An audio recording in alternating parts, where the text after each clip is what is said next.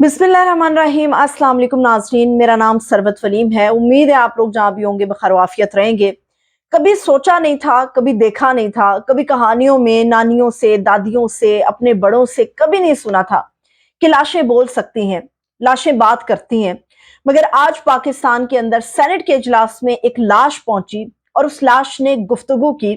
उस लाश ने गुफ्तगू की उन तमाम तशद्दुद ज़दा मामलात की।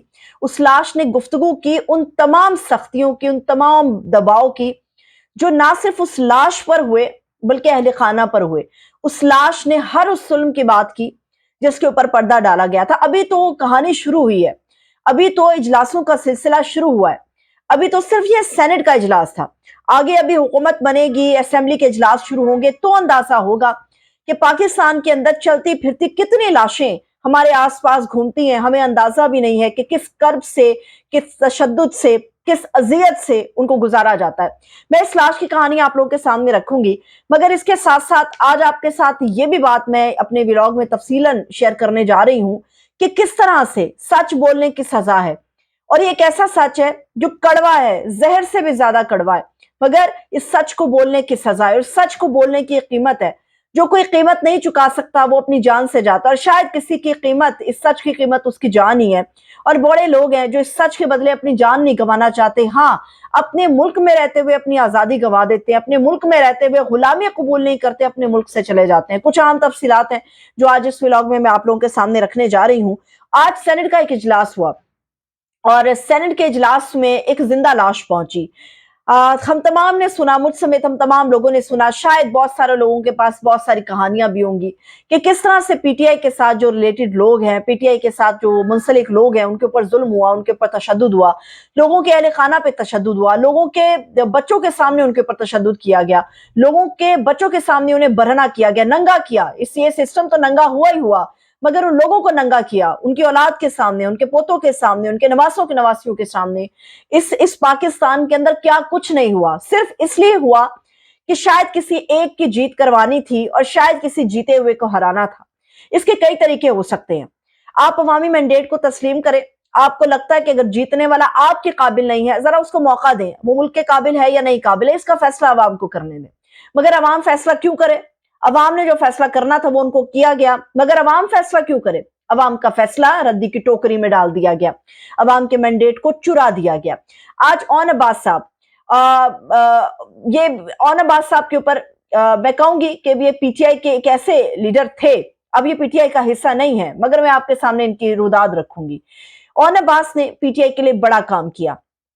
ओन अब्बास को जब बप्पी साहब हैं, ओन अब्बास बप्पी साहब ने, इनको जब पीटीआई ने टिकट दिए 2018 में तो इनको टिकट नहीं दिया गया, जिसके ऊपर एहतजाज हुआ। मुझ समेत रऊफ क्लास्टर साहब ने एहतजाज किया, सराइकी बेल्ट के लोगों ने एहतजाज किया कि ओन अब्बास बप्पी ने बड़ा काम किया है पाकिस्तान तहरीक इंसाफ के लिए, इमरान खान के लिए एक डट के सिपाही की तरह वो खड़े रहे, तो उनका हक बनता था।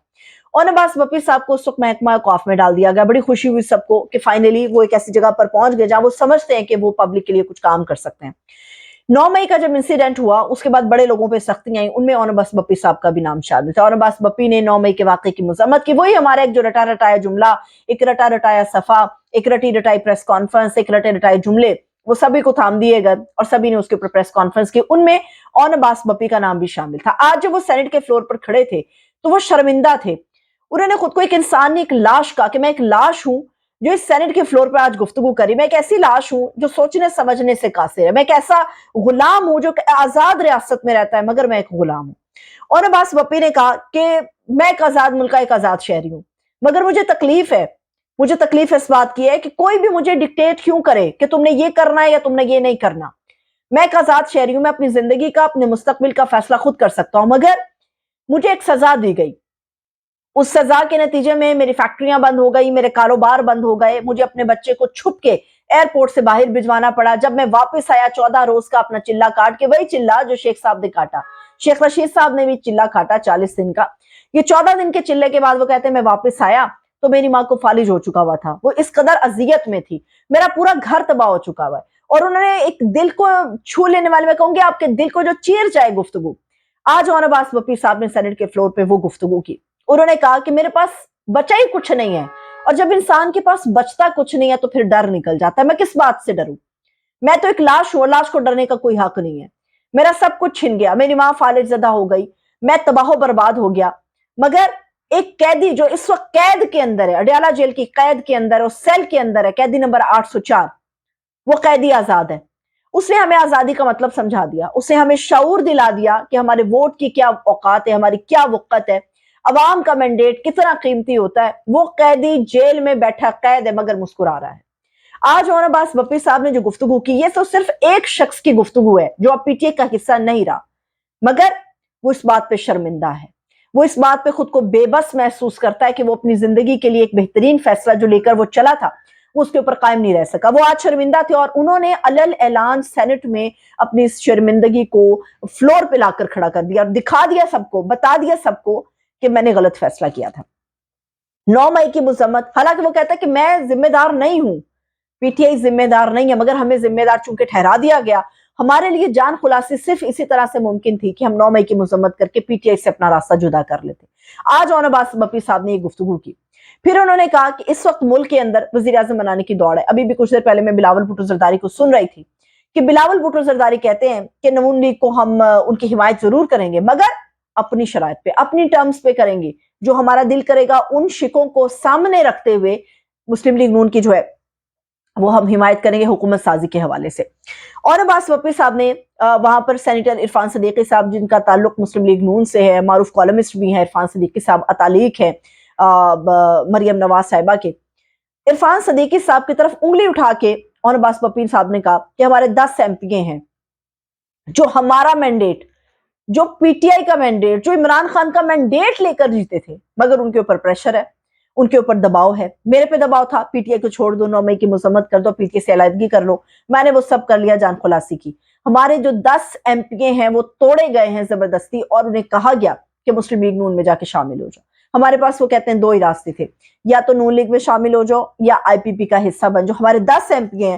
اس وقت جب یہ بات کی اور عباس بپی صاحب نے تو سینٹ کے فلور پہ کافی زیادہ گرما گرمی ہوئی، اور یہ ایک سچ ہے، یہ ایک تلخ سچ ہے، اس کو قبول کرنا چاہیے بالکل اسی طرح سے جیسے یہ تلخیاں پی ٹی آئی کے اپنے لوگ برداشت کر رہے ہیں. اب وہ پی ٹی آئی کے تو نہیں، اب وہ سنی اتحاد کونسل کے اندر لوگ شامل ہو رہے ہیں عارضی طور پہ، چونکہ یہ عمران خان صاحب کی ہدایت تھی. سینٹ کے فلور پہ اوپر مشاہد حسین سید صاحب، میں ان کی بڑی موترف رہتی ہوں، وہ جب بھی گفتگو کرتے ہیں وہ حق سچ کی بات کرتے ہیں، گو کہ ان کا تعلق مسلم لیگ نون سے ہے. تو مشاہد حسین سید صاحب نے کہا کہ یہ بات درست ہے اور یہ ہمیں ماننی بھی چاہیے. میاں نواز شریف صاحب کو بھی، وہ نون لیگ کے سینیٹر ہیں، یہ یاد رکھے، انہوں نے کہا کہ مسلم لیگ نون کو، نواز شریف صاحب کو یہ بات ماننی چاہیے کہ پی ٹی آئی کو عوامی مینڈیٹ ملا ہے، حکومت بنانے کا حق ان کا ہے. عمران خان صاحب کی رہائی کا جو سب سے پہلا مطالبہ مخالفین کے بینچز میں سے آیا ہے وہ مسلم لیگ نون کے اپنے سینیٹر مشاہد حسین سید صاحب نے کیا ہے، اور انہوں نے کہا ہے کہ عمران خان کے پاس عوامی مینڈیٹ ہے، اسے رہا ہونا چاہیے، گورنمنٹ ان کو بنانی چاہیے. اگر کوئی ایک گورنمنٹ نہیں بنا سکتا تو مل کے ایک کولیشن بنانا چاہیے 3 بڑی سیاسی جماعتوں کو، جن میں پاکستان پیپلز پارٹی شامل ہے، نون لیگ شامل ہے اور پی ٹی آئی شامل ہے. ٹی ٹی پی سے بات ہو سکتی ہے، بی ایل اے سے بات ہو سکتی ہے، تو پی ٹی آئی سے بات کیوں نہیں ہو سکتی؟ پھر انہوں نے کہا کہ پی ٹی آئی کو بھی اپنا وتیرہ درست کرنا چاہیے، ان کو سوچنا چاہیے کہ ملک کے مفاد کے لیے ہم نے بات کرنی. جو میرا نقطہ ہے، جو میرا پوائنٹ ہے، پاکستان کے آئین کے اندر یہ کہیں درج نہیں ہے کہ ایک ملک کے اندر کبھی بھی قومی حکومت ہوگی، مطلب چربا ہوگا حکومتوں کا، سیاسی جماعتوں کا، جو مل کے ایک حکومت بنائیں گی. قومی حکومت کا کوئی تصور نہیں ہے. مگر آئین مانتا کون ہے؟ آئین کی سنتا کون ہے؟ آئین تو ایک ردی کی ٹوکری میں اٹھا کر پھینک دیا گیا اور ہم نے دیکھا. اتاتارڑ آئین کی کتاب اٹھا کے کون سے اشارے کیے تھے ہمارے سامنے، وہ ساری چیزیں. تو اس وقت جو ہے وہ پی ٹی آئی کے اندر مضبوطی دیکھنے میں آ رہی ہے. اس وقت عمران خان صاحب کی رہائی کا سب سے پہلا مطالبہ ان کے مخالفین کے بینچز سے آ گیا. یہ بہت بڑی بات ہے. دوسری بات یہ ہے کہ اس وقت پاکستان کے اندر لوگ تیزی سے غائب ہو رہے ہیں، اور یہ تیزی سے غائب کیوں ہو رہے ہیں؟ جب سے سابق کمشنر راولپنڈی چٹھا صاحب نے، لیاقت علی چٹھا نے پریس کانفرنس کی ہے، اس کے بعد سے بڑے بڑے ایسے لوگ ہیں جن کے نام سامنے آ رہے ہیں، وہ غائب ہو رہے ہیں. اچھا، یہ صرف خبریں ہیں، میں ان کو مصدقہ اس لیے نہیں کہوں گی کیونکہ ہمارے پاس جو مصدقہ معلومات یا مستند معلومات کا ایک جو ذریعہ ٹویٹر تھا، اس کو پاکستانی حکومت نے، بلکہ پاکستانی حکومت نے کہوں، پاکستانی اداروں نے کہوں، یہ کسی کو بھی نہیں پتا کس نے بند کیا اس کو. کئی دن گزر گئے ہیں، پاکستان کے اندر ٹویٹر کام نہیں کر رہا. اور پاکستان کے اندر مستند معلومات کے لیے جو واحد ذریعہ ہے وہ ٹویٹر ہے، کیونکہ اس پہ پوری سیاسی جماعتوں کے پولیٹیشنز اپنے تئیں موجود ہیں، ان کے اکاؤنٹس ہیں، وہ اس کی تردید یا تصدیق کر سکتے ہیں۔ اچھا، خبر یہ ہے کہ جو بندے غائب ہو رہے ہیں اور جو مرضی سے غائب ہو رہے ہیں، کمشنر راولپنڈی کہاں ہے؟ نو بڈی نوز، کوئی نہیں جانتا انہیں کہ وہ کہاں گئے۔ عرفان نواز میمن، جن کے اوپر سنگین قسم کے الزامات ہیں اور مطلوب بھی ہیں وہ عدالت کو، اچانک سے یہ خبریں گردش کر رہی ہیں کہ وہ ملک چھوڑ کے چلے گئے۔ یہ ڈپٹی کمشنر اسلام آباد ہیں عرفان نواز میمن صاحب، ان کے بارے میں اطلاعات آ رہی ہیں کہ پاکستان چھوڑ گئے ہیں اور اچانک سے چھوڑ گئے ہیں۔ دوسری بات یہ ہے کہ اور بھی کچھ لوگوں کے حوالے سے خبریں آ رہی، مگر میں اسے مصدقہ نہیں کہوں گی، مستند نہیں کہوں گی، جب تک اس کی تصدیق یا تردید آفیشلی نہیں آ جاتی۔ لیکن بات یہ ہے کہ پاکستان کے اندر صحافیوں نے عمرہ کرنا ہے، کسی نے باہر جانا ہے، مرضی سے ان کے نام ECL میں ڈال دیے جاتے ہیں۔ جب جو لوگ عدالتوں کو مطلوب ہیں، جن پر الزامات ہیں، جو بیوروکریٹ ہیں، ان کے نام ECL میں کیوں نہیں ڈالے جاتے؟ جو کانٹروورشل ہیں ان کے نام ECL میں کیوں نہیں ڈالے جاتے؟ تاکہ وہ بھاگنے سے پہلے پکڑے جائیں، تاکہ ان کے بارے میں اطلاع مل جائے، تاکہ ان کے بارے میں معلومات حاصل ہو سکے کہ وہ کہاں گئے، کہاں ہے، کہاں نہیں ہے۔ تو پاکستان کا سسٹم اس طرح سے چل رہا ہے۔ مگر اچھی بات یہ ہے کہ حکومت کے لیے PTI کے علاوہ کوئی سیکنڈ آپشن نہیں ہے۔ مگر یہ بھی سوال اپنی جگہ پر ہے کہ کیا اکیلی PTI اتنے بڑے چیلنجز سے نبرد آزما ہو سکتی ہے یا نہیں ہو سکتی؟ دیکھتے ہیں۔ آج امید ہے کہ حکومت سازی کے متعلق جو ہے وہ فائنل ایک حتمی رائے ہے، ایک حتمی فیصلہ ہے، وہ ہمارے سامنے آ جائے گا۔ تب تک کے لیے مجھے اجازت دیں، اپنا خیال رکھیے، خدا حافظ۔